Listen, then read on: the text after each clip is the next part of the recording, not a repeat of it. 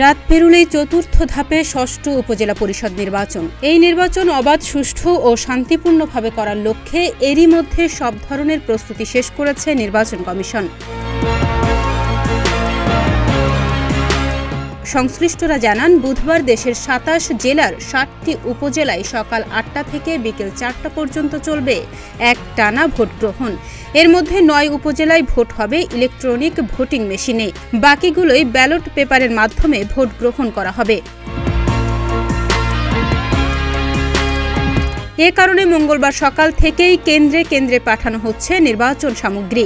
কড়া নিরাপত্তার মধ্য দিয়ে নিজ নিজ কেন্দ্রে সরঞ্জাম নিয়ে যায় ভোট কেন্দ্রের সংশ্লিষ্ট কর্মকর্তারা। নির্বাচন কমিশনের এক বিজ্ঞপ্তিতে বলা হয়, ৩ জুন থেকে আগামী ৭ জুন পর্যন্ত নির্বাচনী এলাকায় শান্তি শৃঙ্খলা রক্ষার্থে মোবাইল ও স্ট্রাইকিং ফোর্স হিসেবে কাজ করবে বিজিবি। ৬০ উপজেলায় ১৭৫ প্লাটুন বিজিবি মোতায়েন করা হয়েছে। চতুর্থ ধাপের এ উপজেলা নির্বাচনে চেয়ারম্যান পদে ২৫১ জন, ভাইস চেয়ারম্যান পদে ২৬৫ জন এবং মহিলা ভাইস চেয়ারম্যান পদে ২০৫ জন প্রার্থী প্রতিদ্বন্দ্বিতা করছেন। ৫,১৪৪টি ভোট কেন্দ্রে পছন্দের প্রতিনিধি নির্বাচিত করতে ভোট দেবেন ১,৪৩,৫৭,৮২০ জন ভোটার। ভোট উপলক্ষে সংশ্লিষ্ট উপজেলাগুলোতে সাধারণ ছুটি ঘোষণা করেছে জনপ্রশাসন মন্ত্রণালয়।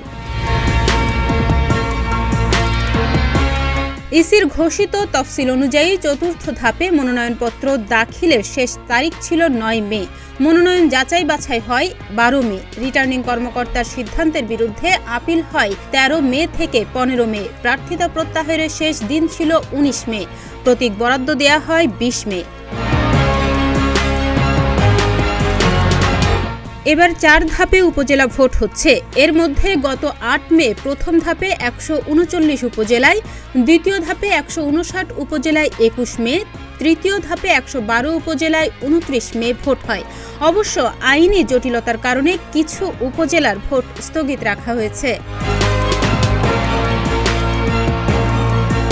ডেস্ক রিপোর্ট, প্রতিদিনের বাংলাদেশ।